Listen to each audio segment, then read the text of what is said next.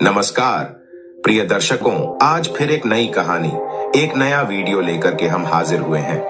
आज का जो प्रसंग है, आज की जो कहानी है, यह बड़ी ही मोटिवेशनल है, बड़ी ही ज्ञानवर्धक कहानी है। प्रिय दर्शकों, एक बूढ़ी चिड़िया ने बताया कि जिस घर में इन 3 लोगों की चलती है, वह घर बहुत जल्दी नष्ट हो जाता है। प्रिय दर्शकों, कहानी शुरू करने से पहले अगर आप हमारे चैनल पर पहली बार आए हैं तो चैनल को सब्सक्राइब करें, बेल आइकॉन ऑन करें, अच्छे अच्छे कमेंट किया करें ताकि हर आने वाले वीडियो का नोटिफिकेशन सबसे पहले आपको मिले और प्रिय दर्शकों आप उसका फायदा उठा सकें। तो शुरू करते हैं प्रिय दर्शकों आज की यह प्यारी सी कहानी, यह प्यारा सा वीडियो। प्रिय दर्शकों, प्राचीन समय की बात है। किसी नगर में एक व्यापारी रहता था। वह व्यापारी बड़ा ही धनवान व्यक्ति था। उसके घर में अन्न धन की कोई कमी नहीं थी। व्यापारी का एक बड़ा ही सुंदर पुत्र था। व्यापारी अपने पुत्र से बड़ा ही प्रेम करता था। व्यापारी और व्यापारी की पत्नी को विवाह के बहुत सालों बाद संतान की प्राप्ति हुई थी। वह दोनों अपनी संतान से बहुत अधिक प्रेम करते थे। प्रिय दर्शकों, व्यापारी हर कार्य अपने पुत्र से पूछकर किया करता था। व्यापारी का पुत्र अभी छोटा था, परंतु प्रेम में अंधा व्यापारी वही करता था जो उसका पुत्र कहता था। अगर पुत्र कोई गलत कार्य करने के लिए भी कहता तो व्यापारी उसे कर दिया करता था। व्यापारी यह नहीं देखता था कि मेरा पुत्र अभी छोटा है और इसे इतनी समझ नहीं है कि ये बड़े निर्णय ले सके, परंतु पुत्र प्रेम में अंधा व्यापारी और व्यापारी की पत्नी, वह दोनों अपने पुत्र की हर बात को सराखों पर रखा करते थे। व्यापारी का पुत्र जो भी व्यापारी से मांगता, व्यापारी उसे लाकर दे दिया करता था। प्रिय दर्शकों, व्यापारी के घर के बाहर एक वृक्ष पर कई सालों से एक बूढ़ी चिड़िया रहती थी। वह बूढ़ी चिड़िया व्यापारी के घर के बाहर कई सालों से रह रही थी। वह व्यापारी के घर को अच्छे से जानता था और व्यापारी भी उस बूढ़ी चिड़िया की बड़ी सेवा करता था। उसे दाना पानी खाने के लिए दिया करता था। बूढ़ी चिड़िया यह देखकर बड़ी ही चिंतित थी कि व्यापारी अपने पुत्र की हर बात को मान लेता है। व्यापारी का पुत्र जिस भी चीज की जिद करता है, व्यापारी उसे लाकर दे देता है। तब वह बूढ़ी चिड़िया व्यापारी से कहती है कि हे व्यापारी, तुम्हें अपने पुत्र के प्रेम में अंधा नहीं होना चाहिए। तुम्हारी यह गलती तुम्हें आगे जाकर बहुत भारी पड़ेगी। तब व्यापारी कहता है कि अरे बूढ़ी चिड़िया, तुम नहीं जानती, मेरा पुत्र स्वयं भगवान का रूप है। इतनी मन्नतों के बाद मुझे पुत्र की प्राप्ति हुई है। अब तो वह जैसा कहेगा मैं वैसा ही करूंगा। तब बूढ़ी चिड़िया कहती है कि अरे पुत्र प्रेम में अंधे व्यापारी, तुम्हें मेरी बात समझ में नहीं आ रही है। मैं तुम्हें एक कहानी के माध्यम से और अपनी बात समझाती हूँ। प्रिय दर्शकों, अब बूढ़ी चिड़िया अपनी कहानी प्रारंभ करती है। बूढ़ी चिड़िया कहती है कि हे व्यापारी, प्राचीन समय की बात है। एक गांव में एक सेठ रहा करता था। वह सेठ बड़ा ही भोला भाला व्यक्ति था। उस सेठ के 4 बेटे थे। सेठ अपने चारों बेटों के साथ घर में आराम से रहा करता था। सेठ ने अपने सभी बेटों का विवाह कर दिया था। सेठ की चारों बहू सेठ की खूब सेवा किया करती थी। प्रिय दर्शकों, सेठ की छोटी बहू के घर में आने के बाद सेठ का घर बड़े सुख से चल रहा था। सेठ का व्यापार भी बहुत अच्छे से चल रहा था। छोटी बहू के आने के बाद सेठ के घर में अन्न धन की कोई कमी नहीं थी और घर का माहौल बड़ा ही शांति भरा था। उनके घर में कभी कोई लड़ाई झगड़ा नहीं होता था। सेठ के सभी पुत्र एक साथ मिलकर रहा करते थे और सेठ की बहुएं भी आपस में बड़ा प्रेम करती थी। चारों बहू मिलकर एक साथ खाना पकाती थी और अपने पतियों को और ससुर को खिलाती थी। इधर सेठ का व्यापार भी बड़े अच्छे से चल पड़ा था। चारों बेटे व्यापार को बड़े अच्छे से संभाल रहे थे। सेठ सोचता था कि अब तो उसका जीवन सफल हो चुका है। घर में चारों बहुएं बड़े ही प्रेम से रहती है। मेरा व्यापार, मेरे चारों पुत्र बड़े ही अच्छे से संभाल रहे हैं। अन्न धन की घर में कोई कमी नहीं है। ऐसे विचार करके सेठ बड़ी सुकून की नींद लिया करता था। सेठ के जीवन में किसी प्रकार की कोई दुख तकलीफ नहीं थी। प्रिय दर्शकों, सेठ की इतनी अच्छी जिंदगी देखकर गांव के अन्य लोग सेठ से जलने लगे थे। गांव के सभी लोग सोचते थे कि यह सेठ तो बड़ा ही सुखी है। इसका जीवन तो बड़े ही आराम से कट रहा है। इसके जीवन में कोई दुख तकलीफ नहीं है। प्रिय दर्शकों, बूढ़ी चिड़िया आगे कहती है, हे व्यापारी, अक्सर मनुष्य दूसरों की तरक्की से जलता है। जिस प्रकार केकड़े एक दूसरे का पैर पकड़कर और किसी को आगे नहीं बढ़ने देते हैं, उसी प्रकार मनुष्य भी दूसरे को आगे बढ़ता हुआ देखकर उसका पैर पकड़कर उसे पीछे खींचना चाहता है। मनुष्य खुद की तरक्की से जितना खुश नहीं होता, उतना दुखी वह दूसरे की तरक्की देखकर हो जाता है। अब तो सेठ को आगे बढ़ता हुआ देख तरक्की करता हुआ देख गांव के सभी लोग जलने लगे थे। कोई भी सेठ से सीधे मुंह बात नहीं करता था। सभी सोचते थे कि किस तरह सेठ का जीवन कष्ट से भर दिया जाए, किस प्रकार की हंसी को दुख में बदल दिया जाए। प्रिय दर्शकों, यही सब सोचकर गांव के कुछ लोग सेठ के कुल पुरोहित के पास जाते हैं और कुल पुरोहित के पास जाकर कहते हैं कि अरे पुरोहित जी, आप यहाँ सूखी रोटी खा रहे हो और वहां आपका यजमान सेठ बड़े आराम से पकवान खा रहा है, अपनी बहू के हाथों का स्वादिष्ट भोजन कर रहा है। तब पुरोहित जी कहते हैं कि आप लोग क्या कहना चाहते हैं, मुझे बात समझ में नहीं आ रही है। तब गांव के लोग बताते हैं कि पुरोहित जी, आपका जीवन तो आपके जजमानों से ही चलता है, परंतु आपका जजमान तो बड़ा ही सुखी है, उसके जीवन में तो किसी प्रकार का कोई कष्ट नहीं है। जरा याद करिए कि आपके यह जजमान ने आपको आखिरी बार अपने घर कब बुलाया था। अगर आपका जजमान आपको अपने घर नहीं बुलाएगा, आपसे हवन पूजा नहीं करवाएगा, तो भला आपकी रोजी रोटी कैसे चलेगी, आपका घर कैसे चलेगा। प्रिय दर्शकों, कुल पुरोहित को गांव वासियों की बात समझ में आ रही थी। वह भी सोच रहा था कि बात तो सही है, सेठ ने बहुत समय से मुझे अपने घर नहीं बुलाया है और उसका जीवन बड़े ही सुख से कट रहा है। इस प्रकार तो मेरे बीवी बच्चे और भूखे मरने लगेंगे। कुल पुरोहित कहता है कि अरे भाइयों, आपकी बात तो बिल्कुल सत्य है। सेठ तो बड़ा ही धनवान बन चुका है, उसका व्यापार भी बड़े तेजी से आगे बढ़ रहा है, उसके चारों पुत्र बड़ी मेहनत करते हैं और उसके घर में चारों बहू मिलकर बड़े प्रेम से अपना जीवन निर्वाह कर रही है। उसके जीवन में किसी प्रकार का कोई कष्ट नहीं है। तब गांव के लोग कहते हैं कि पुरोहित जी, अगर आप अपना घर चलाना चाहते हो, अगर आप सुख से जीवन जीना चाहते हो, तो आपको कुछ ऐसा करना पड़ेगा जिससे आपके जजमान सेठ के जीवन में कुछ कष्ट आए, उसके घर में लड़ाई झगड़ा हो, तभी वह आपको हवन पूजन के लिए अपने घर में बुलाएगा और आपको कुछ धन मिलेगा। अगर ऐसा ही चलता रहा तो आप एक दिन गरीब हो जाएंगे और आपको भीख मांगना पड़ेगा। प्रिय दर्शकों, इतनी बात कहकर गांव के सभी लोग कुल पुरोहित के यहाँ से चले आते हैं। अब इधर वह कुल पुरोहित बड़ी ही चिंता में डूब जाता है। सोचता है कि अब मैं ऐसा क्या कर सकता हूँ कि सेठ के घर में लड़ाई झगड़ा होने लगे, उसका व्यापार बंद पड़ जाए, तभी वह मुझे हवन पूजन के लिए अपने घर में बुलाएगा। प्रिय दर्शकों, अब तो ऐसा सोचकर वह कुल पुरोहित एक साधु महाराज के पास जाता है और कहता है कि हे स्वामी, मेरी कोई सहायता करिए। मेरे गांव में मेरा जजमान है जो एक सेठ है।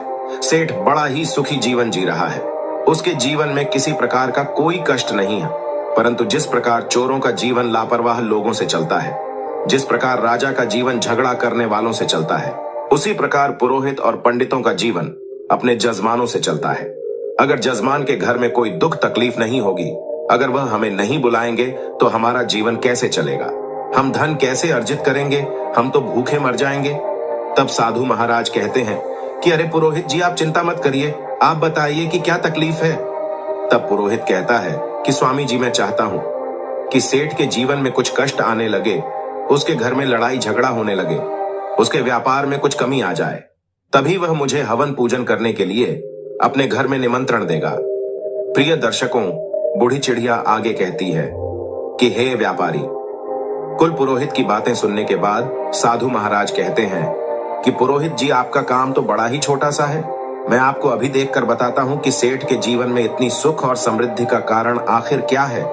प्रिय दर्शकों, अब तो वह साधु महाराज अपनी दिव्य दृष्टि से आंखें बंद करके देखते हैं और कुछ देर आंखें बंद करके देखने के बाद साधु महाराज आंखें खोलकर अपने सामने बैठे कुल पुरोहित से कहते हैं कि पुरोहित जी, सेठ के आगे बढ़ने का कारण उसके घर में आई छोटी बहू है। सेठ की जो छोटी बहू है वह साक्षात लक्ष्मी का रूप है। वह बड़ी ही संस्कारी और बड़ी ही बुद्धिमान स्त्री है। जब से वह सेठ के घर में आई है तो सेठ के घर में सब कुछ अच्छा ही हो रहा है और उसका जीवन बड़ा ही सुख से कट रहा है। कोई लड़ाई झगड़ा नहीं हो रहा है। ऐसी स्त्री और जिस भी घर में रहती है वह घर खूब फूलता फलता है। तब वह कुल पुरोहित कहता है कि हे स्वामी जी, अगर ऐसा है तो इसका कोई रास्ता तो होगा जिसके जरिए सेठ के घर में लड़ाई झगड़ा होने लगे, उस सेठ का व्यापार कुछ ठंडा पड़ जाए। तब साधु महाराज कहते हैं कि पुत्र, तुम चिंता मत करो, तुम्हें बस एक काम करना है। तुम सेठ के घर जाओ और सेठ से कहना कि सेठ जी, मुझे आपके खेत में से एक हरा बांस चाहिए, और तुम सेठ से हरा बांस मांगकर उसको अपने घर लाकर रख लेना। जब तुम ऐसा करोगे तो कुछ दिनों में ही सेठ बड़ा निर्धन हो जाएगा, उसके घर में लड़ाई झगड़े होने लगेंगे, उसकी बहुएं आपस में झगड़ा करने लगेंगी और उसका जीवन कष्टों से भर जाएगा। तब वह तुम्हें हवन पूजन के लिए अपने घर में अवश्य बुलाएगा। प्रिय दर्शकों, साधु महाराज की इतनी बातें सुनने के बाद कुल पुरोहित साधु महाराज को धन्यवाद कहकर और अपने घर चला आता है। पुरोहित सोचता है कि अब तो अगले ही दिन मैं सेठ के घर पर जाऊंगा और उसके खेत में से एक हरा बांस मांग लूंगा। प्रिय दर्शकों, अगला दिन होता है। सुबह होते ही जल्दी उठकर कुल पुरोहित सेठ के घर पहुंच जाता है।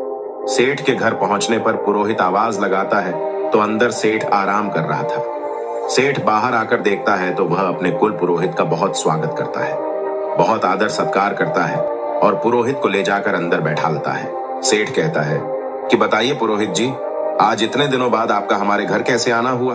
तब कुल पुरोहित कहता है कि सेठ जी, मैं बस यहां से गुजर रहा था तो सोचा आपसे मिलते चलूं। प्रिय दर्शकों, अब तो पुरोहित अपनी मीठी मीठी बातों में सेठ को फंसा लेता है और कुछ देर बाद कहता है कि सेठ जी, मुझे आपके खेत में से एक हरा बांस चाहिए, क्या आप मुझे दे सकते हैं? तब सेठ जी कहते हैं कि अवश्य पुरोहित जी, आपने इतनी छोटी सी चीज मांगी है, हम अभी आपको लाकर देते हैं। प्रिय दर्शकों, अब तो सेठ जी अपने खेत में जाते हैं और एक बांस का टुकड़ा तोड़कर लेकर आ जाते हैं। तभी अपने ससुर को आता हुआ देख सेठ जी की छोटी बहू भागी भागी आती है और कहती है कि पिताजी, आप यह बांस का टुकड़ा क्यों लेकर आए हैं? तब सेठ बताता है कि बेटा, पुरोहित जी हमारे घर आए हैं और वह चाहते हैं कि हम उन्हें अपने खेत में से एक हरा बांस का टुकड़ा लाकर दें, इसलिए उनको देने के लिए हम यह टुकड़ा लेकर आए हैं।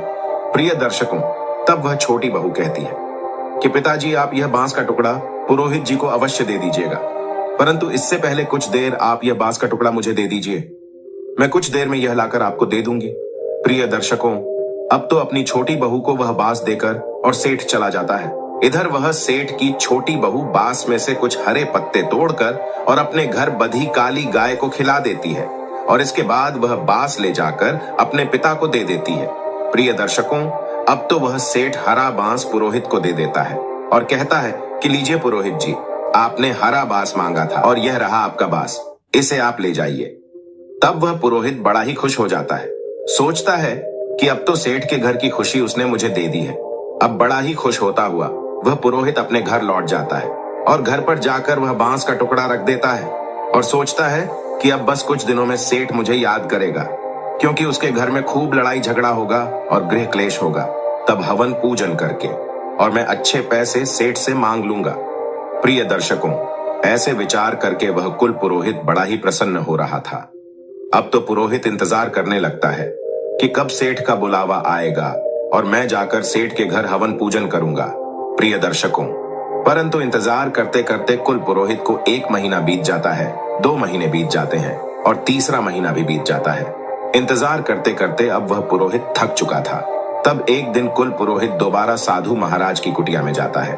वह कहता है कि हे महाराज, आपके बताए अनुसार मैंने सेठ से उसके खेत में से हरा बांस मांग लिया था, परंतु आज 3 महीने होने को आए हैं और अभी तक सेठ ने मुझे कोई बुलावा नहीं भेजा है और वह बड़े आराम से, बड़े सुख से अपना जीवन व्यतीत कर रहा है। उसके घर में किसी प्रकार की कोई दुख तकलीफ नहीं है। तब साधु महाराज आंखें बंद करके और अपनी दिव्य दृष्टि से देखते हैं तो वह बताते हैं कि अरे पुरोहित जी, मैंने आपको बताया था ना कि सेठ की छोटी बहू बड़ी ही चालाक और बड़ी ही बुद्धिमान है। दरअसल बात यह है कि जब सेठ आपको वह हरा बांस दे रहा था तो उसकी छोटी बहू ने उसमें से हरे पत्ते तोड़कर और अपनी काली गाय को खिला दिए थे। इसी कारणवश उसकी खुशियां और सुख समृद्धि उसके घर में ही रह गई। परंतु आप चिंता मत करिए, आपकी सहायता मैं करूंगा। प्रिय दर्शकों, साधु महाराज आगे कहते हैं कि पुरोहित जी, अब आपको क्या करना है कि सेठ के घर जाना है और सेठ से उसकी काली गाय मांगकर अपने घर लेकर आना है। आप जैसे ही उसकी काली गाय को अपने घर लाकर रखोगे तो कुछ ही दिनों में सेठ के घर में दुख तकलीफ आना शुरू हो जाएगा। तब सेठ आपको निमंत्रण अवश्य भेजेगा। प्रिय दर्शकों, अब तो वह कुल पुरोहित एक बार फिर प्रसन्न हो जाता है और साधु महाराज को धन्यवाद कहकर अपने घर के लिए निकल पड़ता है। घर पहुंचकर वह कुल पुरोहित सोचता है कि अब कल सुबह होते ही मैं सेठ के घर जाऊंगा और जाकर सेठ से उसकी काली गाय मांग लूंगा। उसके बाद मैं देखता हूं कि सेठ कैसे इतना सुखी रहता है। प्रिय दर्शकों, अब अगला दिन भी हो जाता है और सुबह उठकर वह कुल पुरोहित स्नान करके और सबसे पहले सेठ के घर पहुंच जाता है। एक बार फिर सेठ अपने घर का दरवाजा खोलता है तो वह देखता है कि कुल पुरोहित आया हुआ है। सेठ अपने कुल पुरोहित को आदर सहित घर के अंदर बुलाता है और स्वादिष्ट भोजन कराता है। उसके बाद सेठ पूछता है कि बताइए पुरोहित जी, आज आपका कैसे आना हुआ। कुल पुरोहित कहता है कि सेठ जी, मैं बड़ी ही दुख तकलीफ में हूँ। दरअसल बात कुछ ऐसी है कि मेरे घर पर जो गाय है उसने दूध देना बंद कर दिया है और मेरे बच्चों को दूध नहीं मिल रहा है। कई दिनों से मेरे बच्चों ने दूध नहीं पिया है, इसीलिए मैं आपसे सहायता लेने के लिए आया हूँ। अगर आप मुझे अपनी काली गाय दे देंगे तो आपकी बड़ी कृपा होगी।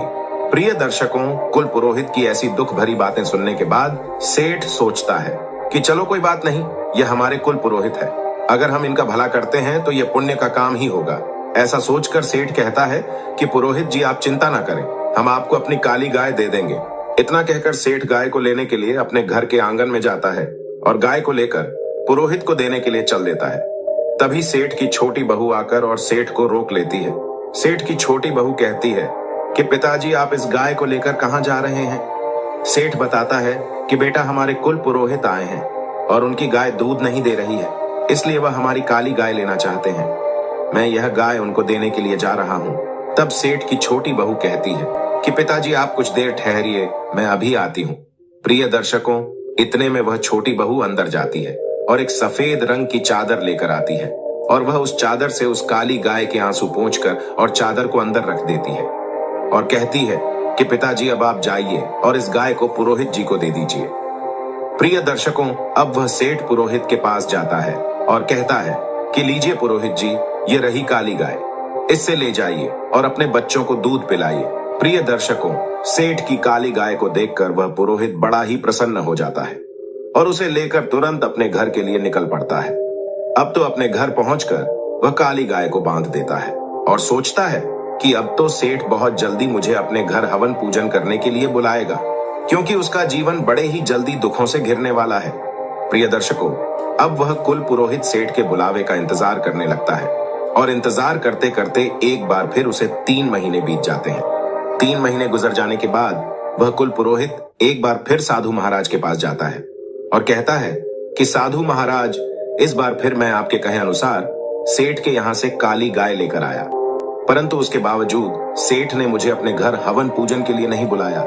सेठ का जीवन अभी भी बड़े ही सुख से कट रहा है, उसके घर में किसी प्रकार की कोई दुख तकलीफ नहीं है।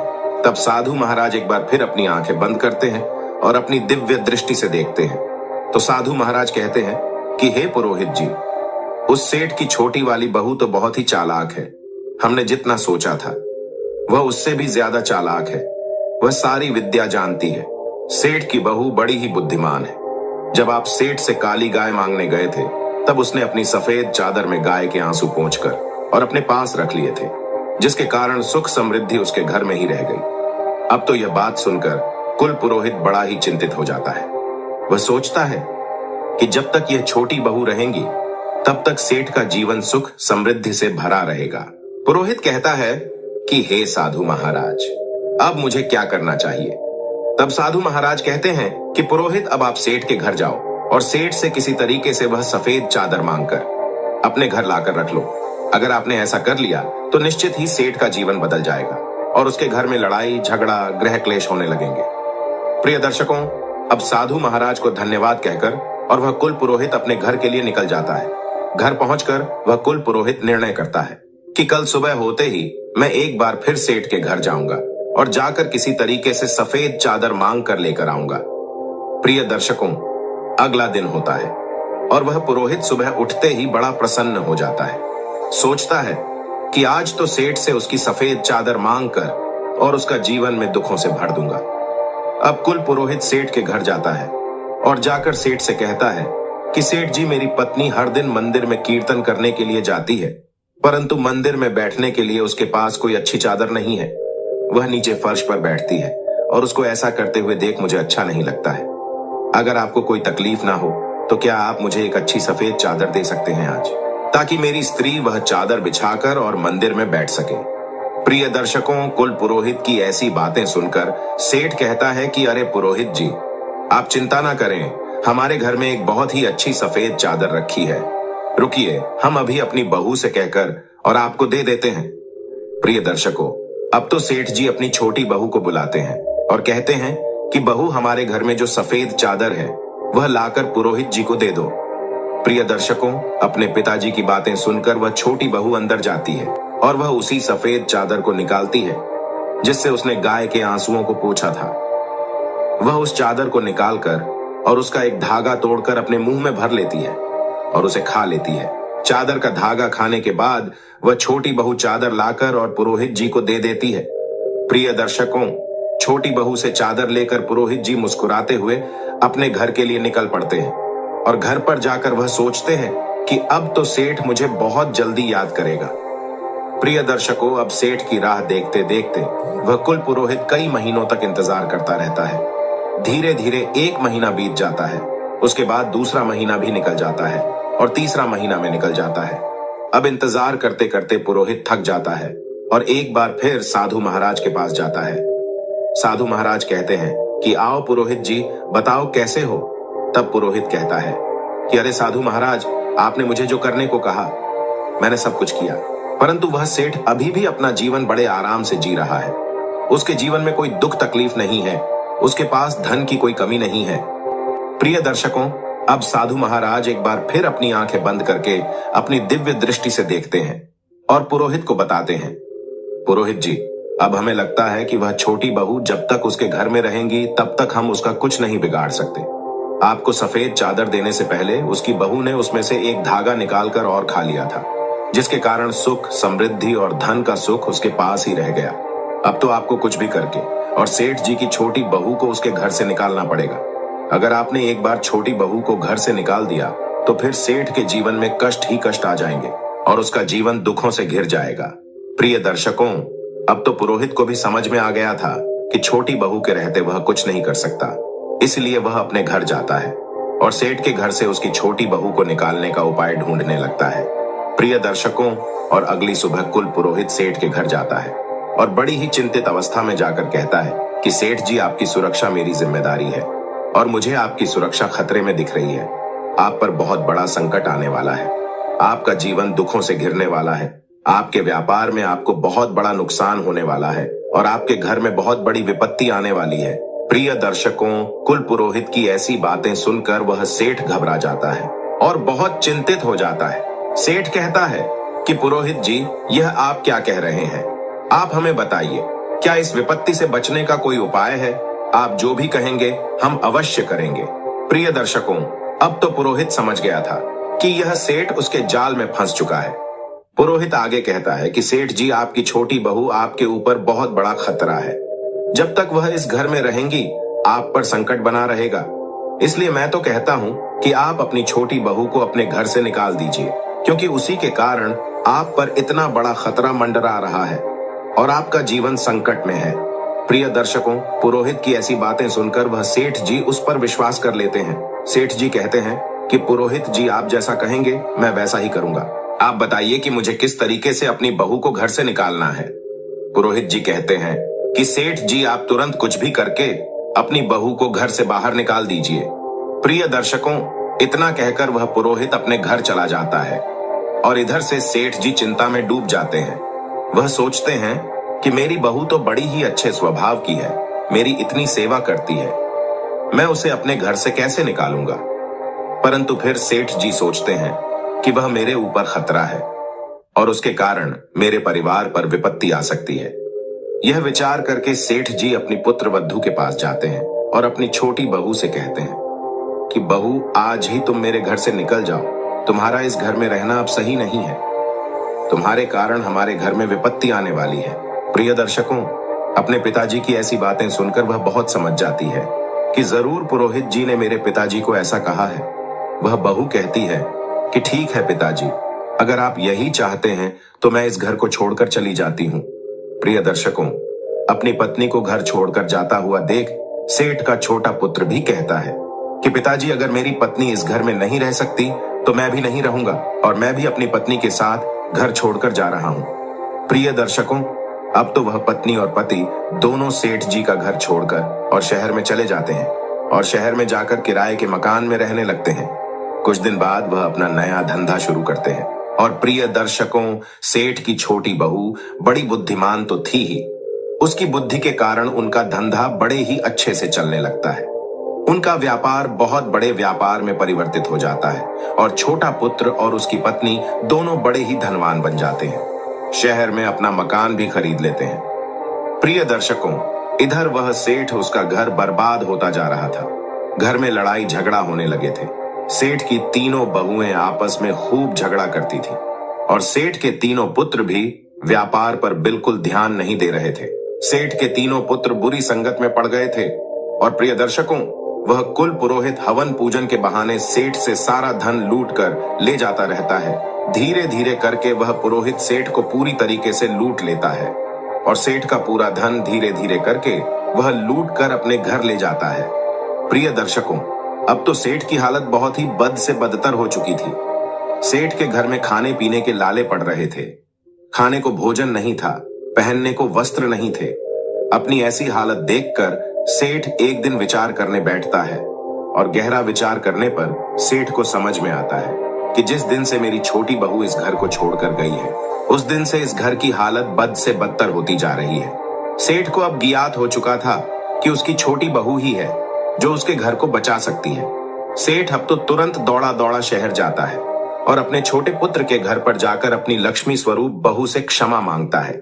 सेठ अपनी बहू के चरणों में गिरकर और कहता है कि बहू, मुझे माफ कर दो। मैंने पुरोहित की बातों में आकर और तुम्हें घर से निकाल दिया, परंतु तुम तो साक्षात लक्ष्मी हो। जब तक तुम मेरे घर में थी तब तक घर में बड़ी सुख शांति बनी हुई थी और जब से तुम घर छोड़कर आई हो, घर में गृह क्लेश हो रहे हैं, लड़ाई झगड़ा हो रहे हैं और हम बड़े ही निर्धन हो चुके हैं। प्रिय दर्शकों, ससुर की इतनी बात सुनकर वह छोटी बहू कहती है कि पिताजी, आप चिंता मत करिए, मैं अभी अपने घर चलती हूं। यह भी मेरा घर है और वह भी मेरा घर है। मैं पहले से यह जानती थी कि पुरोहित ने आपके कान भरे हैं और उसी ने आपको कहा है कि आप मुझे घर से निकाल दें। प्रिय दर्शकों, छोटी बहू आगे कहती है कि पिताजी, संसार में ऐसे बहुत से लोग होते हैं जो दूसरों की खुशियों से, दूसरों के सुख से जलते हैं और उनको बर्बाद करना चाहते हैं, परंतु यह हमारे ऊपर निर्भर करता है कि हम किसकी बातों में आते हैं, कैसे निर्णय लेते हैं और किस तरह अपने घर को चलाते हैं। अगर हम गलत लोगों की बातों में आकर अपने ही घर को तोड़ेंगे, अपने ही घर के लोगों को घर से निकालेंगे, तो अवश्य हमारे घर का नाश हो जाएगा। प्रिय दर्शकों, इतनी बातें सुनकर सेठ अपनी बहू को लेकर अपने घर लौट जाता है और बहू घर आती है। उसके कुछ दिन बाद सेठ तरक्की करने लगता है। सेठ का व्यापार फिर से चलने लगता है। सेठ के घर में अन्न धन के भंडार भरे रहते हैं। आपस में प्रेम बना रहता है। प्रिय दर्शकों, एक दिन सेठ की छोटी बहू सेठ से कहती है कि पिताजी, आज मैं आपसे जो कहने जा रही हूँ, मेरी बात को ध्यान से सुनिएगा। जिस घर में इन 3 लोगों की चलती है, वह घर बहुत ही जल्दी बर्बाद हो जाते हैं। उन घरों का सत्यानाश हो जाता है। तब सेठ कहता है कि बहू, वह 3 लोग कौन हैं? तब सेठ की छोटी बहू बताती है कि पिताजी, ध्यान से सुनिएगा। नंबर 1, बिगड़ा हुआ बालक। जिस घर में बिगड़ा हुआ पुत्र होता है, गलत संगति में बालक पड़ जाता है और उसकी बात घर में मानी जाती है। उसके कहे अनुसार अगर माँ बाप काम करते हैं तो उस घर का सत्यानाश हो जाता है। वह घर बिकने की परिस्थिति में आ जाता है। उस घर के लोग कष्ट में अपना जीवन व्यतीत करते हैं। नंबर 2, जिद्दी और लालची स्त्री। जिस घर में स्त्री लालची होती है, जिद करने वाली होती है, उस स्त्री की अगर घर में चलती है तो वह घर अवश्य कंगाल बन जाता है। उस घर में कभी धन नहीं रहता। स्त्री चाहे तो घर को बना सकती है और चाहे तो घर को बिगाड़ सकती है। यह स्त्री पर निर्भर करता है और जिस घर में स्त्री लालची और जिद्दी होती है, उस घर का नाश होना तय है। इसलिए जिद्दी और लालची स्त्री की बात कभी नहीं मानना चाहिए। नंबर 3, जिस घर का मुखिया बाहर वालों की बातों में आ जाता है, बाहर वालों के कहे अनुसार चलता है, उस घर का सत्यानाश हो जाता है। छोटी बहू आगे कहती हैं कि पिताजी, जिस प्रकार आप पुरोहित की बातों में आ गए थे, उसी प्रकार अगर घर का मुखिया बाहर वालों की बातों को मानकर और अपने घर के निर्णय करता है तो उसका घर अवश्य नाश हो जाता है। प्रिय दर्शकों, इतनी बात वह छोटी बहू अपने ससुर को सुनाती है और ससुर छोटी बहू की बातों को समझ जाता है। प्रिय दर्शकों, इधर वह बूढ़ी चिड़िया यह कहानी व्यापारी को सुना रही थी। व्यापारी को बूढ़ी चिड़िया की बात समझ में आ जाती है और अब वह अपने पुत्र को सही शिक्षा देता है और पुत्र के अनुसार चलना बंद कर देता है। तो प्रिय दर्शकों, हमारी आज की कहानी यहाँ समाप्त होती है। हम उम्मीद करते हैं कि आपको हमारी आज की यह कहानी पसंद आई होगी और आप इससे ढेर सारी प्रेरणा लेंगे। मिलते हैं अगली ज्ञान चर्चा के साथ अगले वीडियो में। तब तक के लिए नमस्कार, धन्यवाद।